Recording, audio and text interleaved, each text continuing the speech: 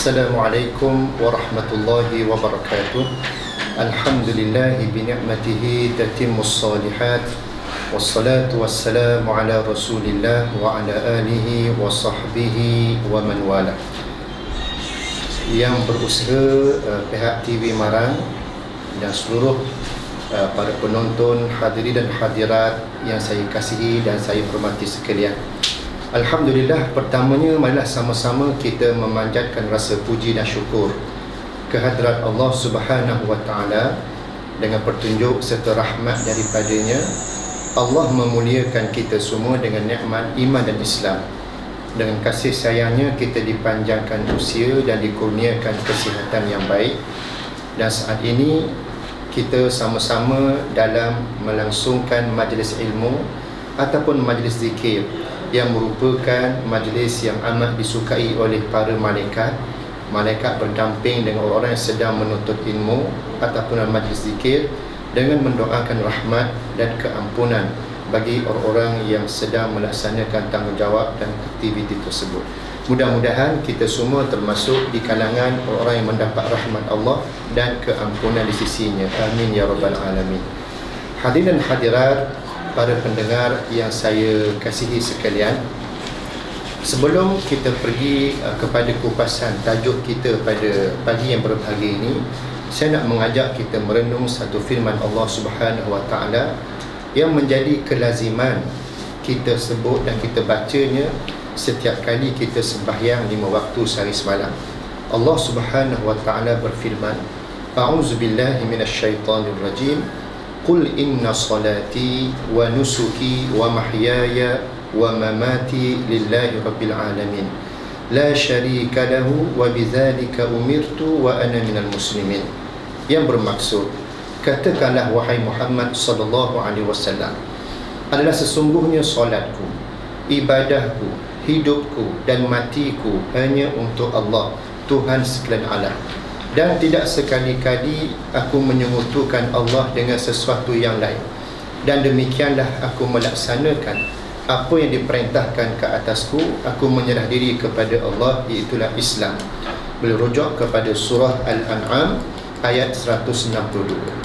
Hadirin dan hadirat, para penonton dan pendengar yang saya kasihi sekalian, perasan ataupun tidak, ungkapan dan kalimah ini kita seringkali ungkapkan ketika mana kita solat 5 waktu sehari semalam. Itu yang paling kurang ataupun paling basic dalam kehidupan kita, kerana kita difardukan solat 5 waktu sehari semalam. Andai kata ditambah dengan solat-solat sunat, sudah pasti akan melebihi ungkapan kita lebih dari 5 kali akan bacaan ikrar tadi.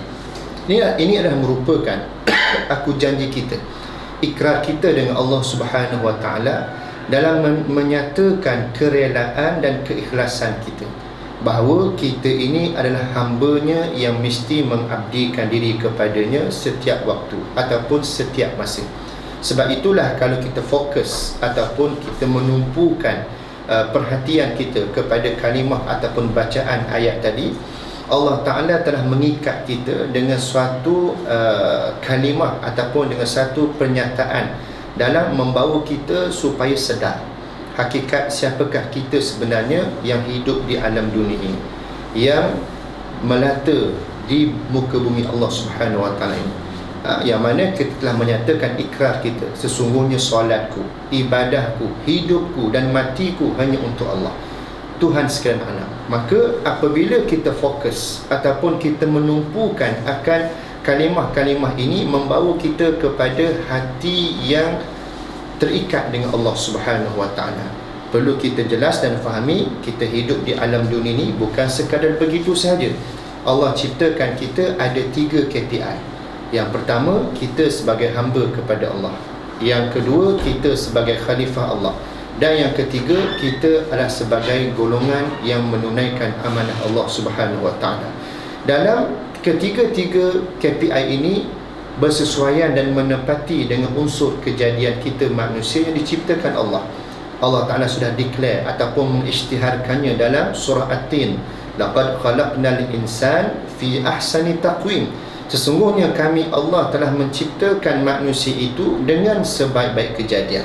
merangkumi sebab kejadian itu pada diri manusia ada unsur jasad, ada unsur roh dan juga ada akal.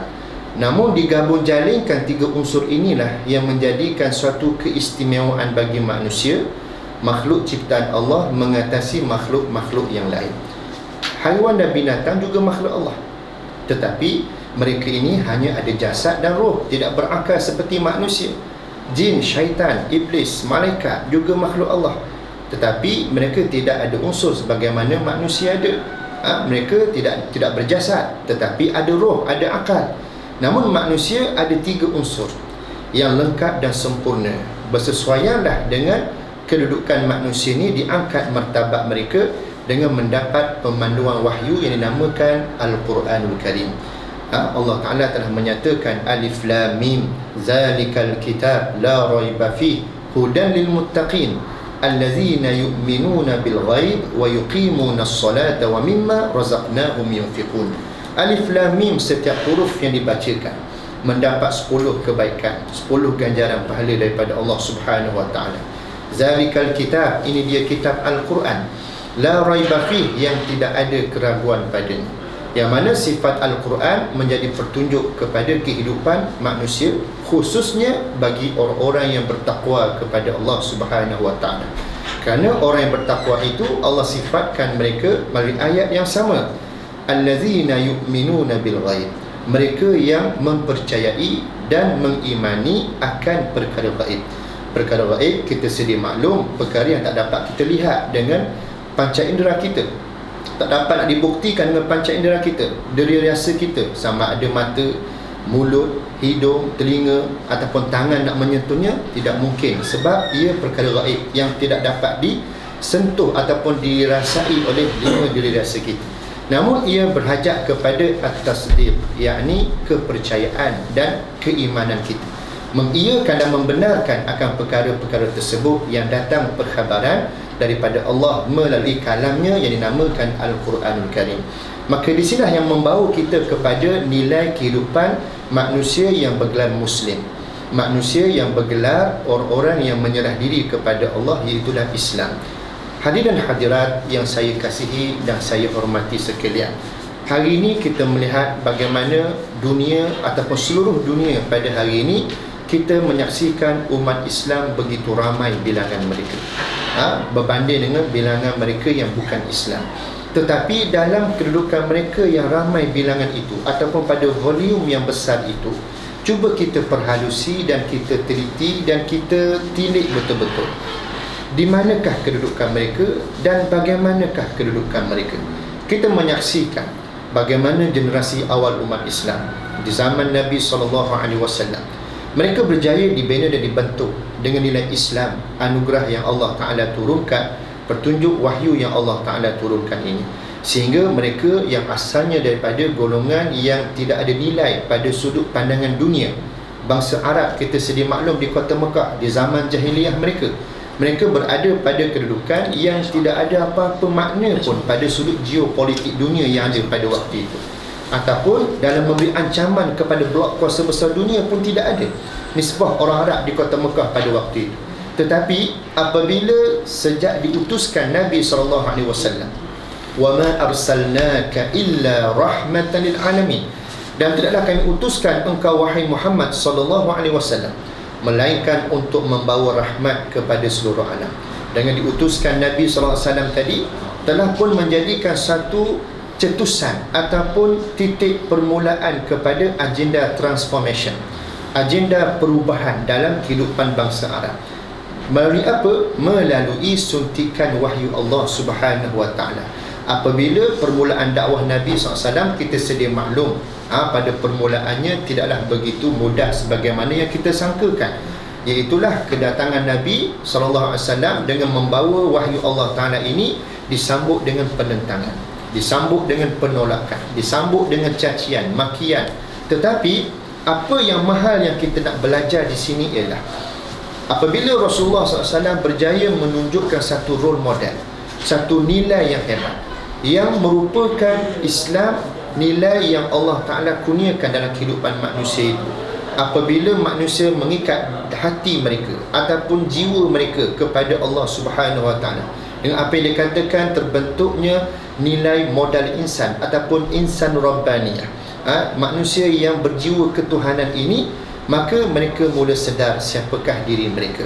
Mereka disuntik dengan nilai akidah, dengan nilai tauhid yang dinamakan akidah salimah, iaitulah tauhid akidah yang sejahtera, yang menjadikan dirinya hanya melihat Allah lah segala-galanya, Allah Rabbul Alamin, Allah Tuhan yang mentadbir sekalian alam. Dan disitulah dalam meletakkan bahawa diri manusia merasa kerdil, merasakan diri mereka itu tidak ada apa-apa, melainkan dengan ihsan dan juga bimbingan serta kekuatan pertolongan daripada Allah ke atas diri mereka. Namun generasi inilah yang berjaya dibentuk oleh Nabi SAW, sehingga mereka dengan berbekalkan akidah salimah ataupun salimatul akidah ini, akidah yang sejahtera ini, mereka berjaya membentuk diri mereka sehingga mereka ini melaksanakan dalam gerak kerja tindakan perbuatan mereka sebagai hamba Allah yang sebenarnya, yang telah pun kita nyatakan awal tadi. 3 KPI kita diciptakan Allah adalah sebagai hamba kepada Allah. Maka golongan para sahabat generasi awal umat Islam, mereka membuktikan nilai pengabdian tadi, lalu Allah sebagai matlamat kehidupan mereka. Bila mereka kenal Allah dan mereka kenal diri mereka, apabila mereka tahu apakah tanggungjawab dan peranan mereka, lalu mereka bertindak untuk menyelamatkan orang lain. Kerana kita orang Islam, di samping dalam menterjemahkan tanggungjawab kita sebagai khalifah Allah dan sebagai golongan yang menunaikan amanah Allah, maka termasuklah tanggungjawab amanah Allah Ta'ala itu ialah kita menyelamatkan orang.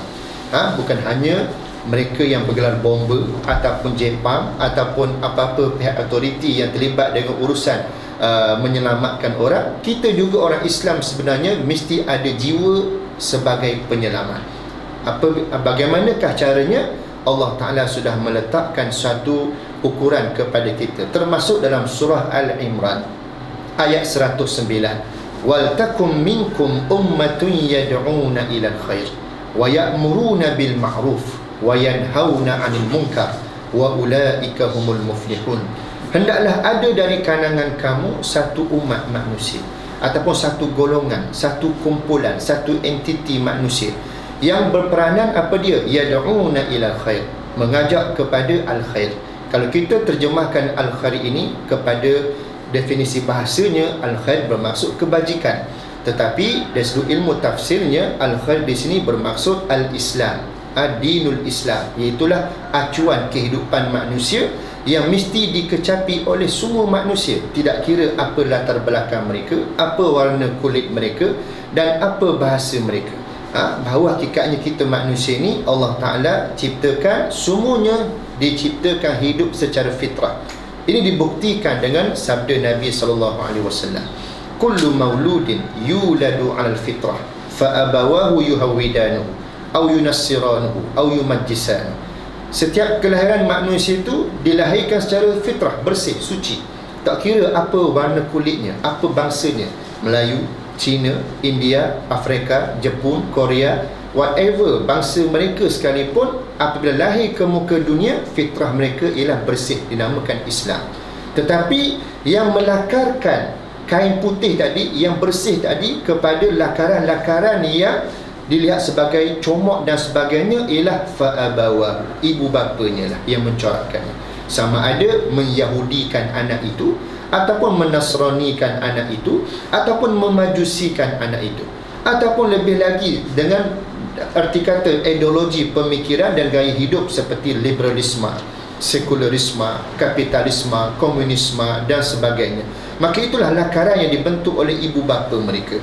Namun inilah bukti dalam menyatakan bagaimana manusia diciptakan secara fitrahnya bersih, suci, yang mana apabila kita generasi manusia ini yang dikurniakan Allah nikmat hidayah, nikmat Islam, maka mesti kita berperanan untuk menjiwai perintah Allah Ta'ala tadi, yad'una ilal khair.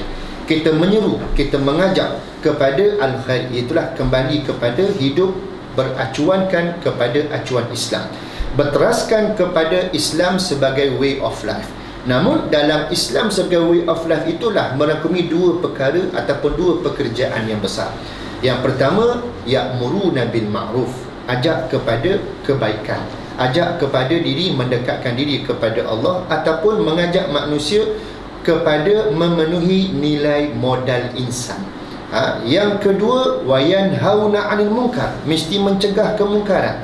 Erti kata lain dan yang lebih dalam lagi, maksud mengajak kepada mencegah daripada melakukan kemungkaran ini ialah dorongan dan perintah Allah supaya kita membentuk satu rangkaian manusia yang kuat, yang berteraskan kepada sebuah organisasi ataupun sebuah gerak kerja yang dilihat sebagai gerak kerja secara kolektif, secara jamaah, yang dinamakan suatu kumpulan manusia dalam memenuhi ummatun tadi, ummah yang mengajak kepada kebaikan tadi. Dalam masa yang sama, bukan hanya bersifat mengajak kebaikan tetapi mencegah kemungkaran. Maka bila manusia membentuk diri mereka secara kolektif, secara jamaah, secara organisasi, maka di sinilah pentingnya kepada pembahagian ataupun peletakan posisi yang bersesuaian dengan kemahiran dan juga keilmuan yang ada di kalangan manusia itu. Namun inilah yang kita dapat saksikan ketika zaman Nabi SAW.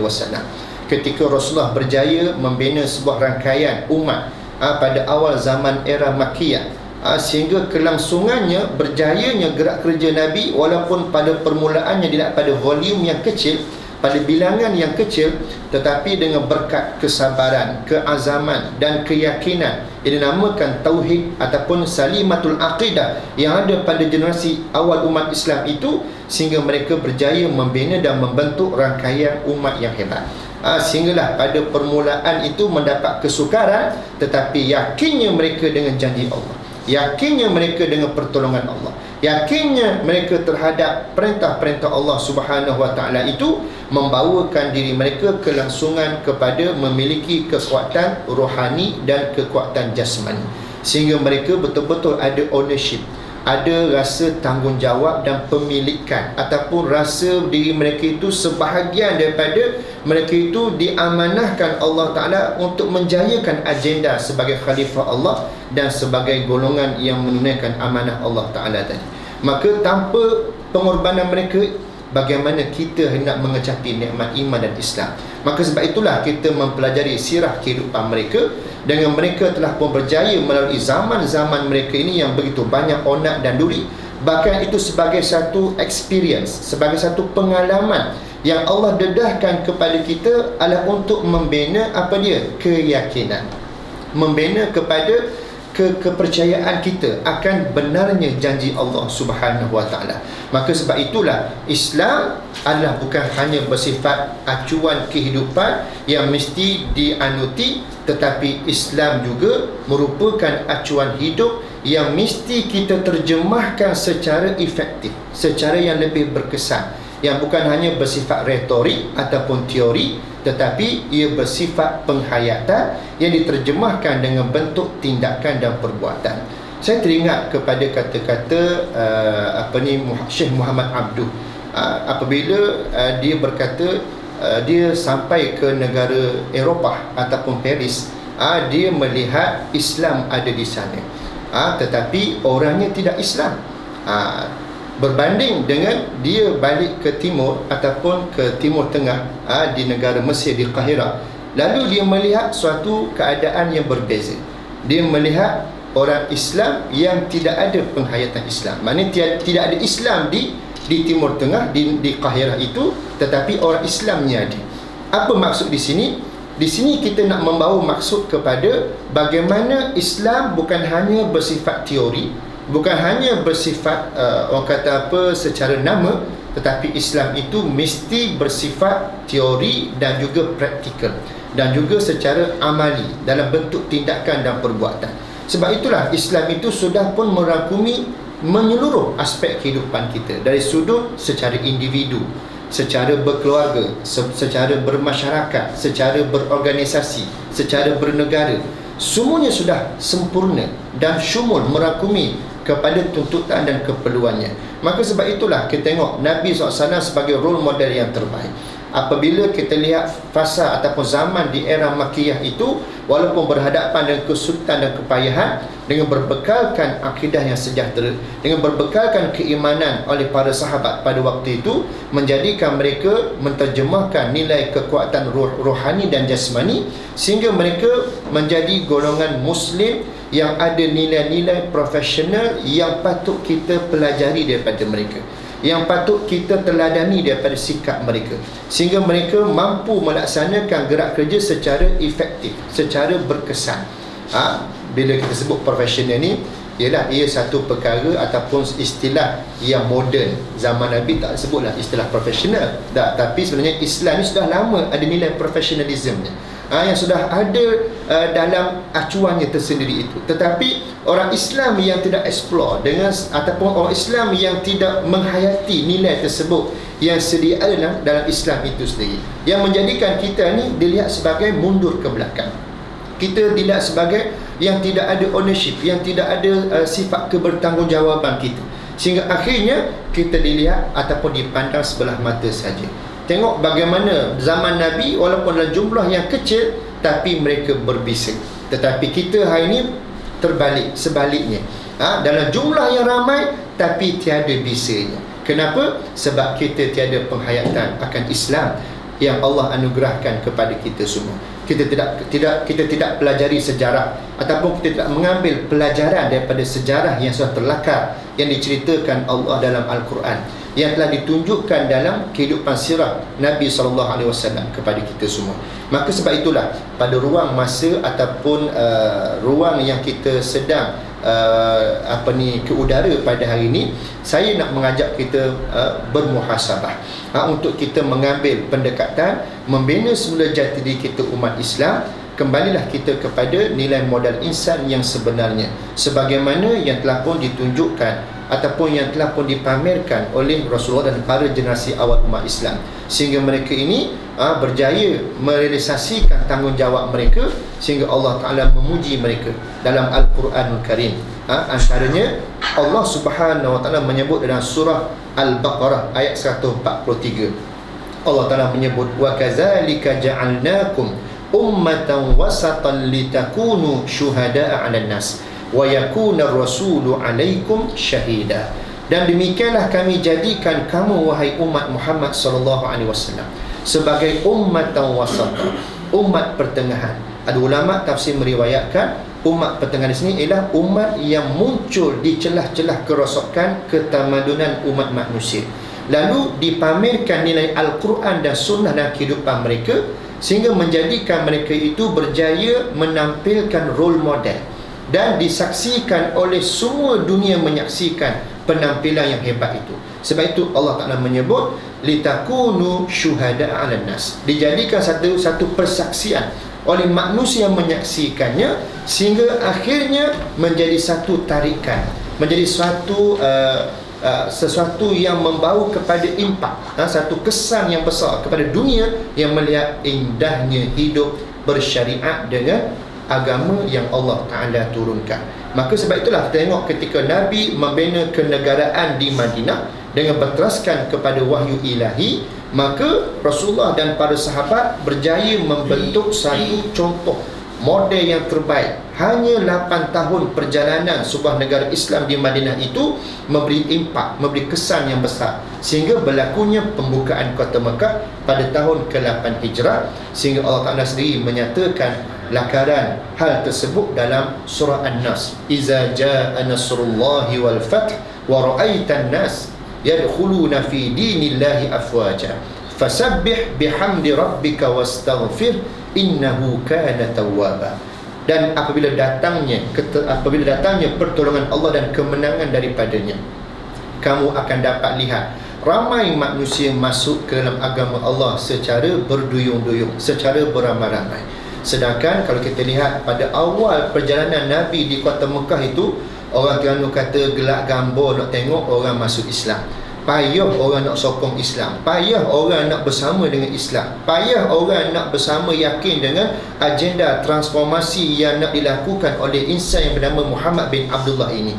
Tetapi apabila satu masa ada jenis model manusia ni dia nak kepada satu keadaan yang realistik, yang lebih nampak dengan contoh dan model, maka Nabi SAW berjaya menampakkan, menzahirkan satu model kenegaraan yang berpaksikan kepada wahyu ilahi ini, sehingga menimbulkan keyakinan kepada masyarakat Mekah khususnya dan semenanjung Arab amnya, sehingga mereka ini Allah Ta'ala ceritakan dalam surah An-Nas tadi bahawa yadkhuluna fi dinillahi afwaja, mereka masuk ke dalam agama Allah secara berbondong-bondong, beramai-ramai. Arti kata lain, dengan penuh keredaan mereka. Kenapa? Sebab mereka nampak terbukti apa itu Islam sebagai acuan kehidupan. Namun itulah panduannya kepada kita selaku umat akhir zaman. Sepatutnya kita mengembalikan semula kegemilangan Islam dan profesionalisme yang ada pada generasi awal umat Islam yang berjaya dibentuk oleh Nabi SAW, sehingga mereka memberi impak yang besar kepada dunia dan ketamadunan manusia dalam sejarah mereka itu, sehinggalah mereka masuk cara beramai-ramai ke dalam agama Allah. Dan Allah Ta'ala mengajar Rasulnya Muhammad SAW dan juga sekaligus kepada kita umat baginda SAW ini, supaya kita kekal dengan nikmat keimanan, dengan nikmat ketakwaan yang pada kandungan ataupun elemen ketakwaan itu adanya rasa tawaduk, ada rasa qanaah, ada rasa waraknya kita dengan Allah. Allah didik Nabi, fasabbih, bertasbihlah kamu, bihamdi rabbika wastaghfir, dan memberilah pujian kamu kepada Allah Subhanahu wa taala, dan mohonlah keampunan dan taubat kamu kepada Allah Subhanahu wa taala, kerana Allah lah yang memiliki kuasa mutlak, Allah lah yang menentukan akan sesuatu perkara itu dalam kehidupan manusia, sama ada dia kehendaki atau tidak kehendaki, itu semua milik Allah Subhanahu wa taala. Maka Allah mendidik Rasulnya dan sekaligus kepada kita supaya ada jiwa tawaduk, ada jiwa nilai perhambaan kita, dan menyedari kitalah makhluk hamba Allah yang sebenarnya, supaya kita tidak ada nilai takabur, tidak sombong, dan tidak abaikan tanggungjawab kita yang sebenarnya itu. Maka inilah pedoman dan panduan kepada kita bagaimana secara ringkasnya Islam dan profesionalisme yang telah pun ditunjukkan oleh generasi awal umat Islam, yang dikaderkan, yang dibina oleh Nabi SAW, sehingga mereka mampu menerjemahkan suatu penampilan gaya hidup Islam yang sebenarnya, sehinggalah menjadi suatu aura ataupun suatu izzah, kemuliaan kepada Islam itu, dan umatnya menjadikan orang-orang yang bukan Islam tertarik dan ingin masuk Islam dan ingin bersama dengan Islam. Maka begitulah kita perlu membina kekuatan itu, dan kita mesti kembalikan semula kegemilangan tersebut. Kalau kita saksikan kepada realiti kehidupan kita hari ini, umat Islam dilihat sebagai umat yang lemah, umat yang gagal untuk mengembalikan kekuatan tersebut. Tetapi adakah kita perlu berputus asa? Tidak. Kita mesti berusaha, sebab Allah Ta'ala sendiri menyebut innallaha la yughayyiru ma biqaumin hatta yughayyiru ma bi anfusihim. Allah tidak akan mengubah nasib sesuatu kaum itu melainkan kaum itu sendiri yang berusaha untuk mengubah nasib mereka. Maknanya kita selaku umat akhir zaman mesti ada effort, mesti ada usaha yang kita mesti laksanakan. Mesti kita laksanakan tanggungjawab, kembali ke back to basic, kembali kepada asas kita. Kita kembali balik kepada KPI kita. Kita adalah sebagai hamba Allah, kita adalah sebagai khalifah Allah, dan kita adalah sebagai golongan yang menunaikan amanah Allah Subhanahu wa taala.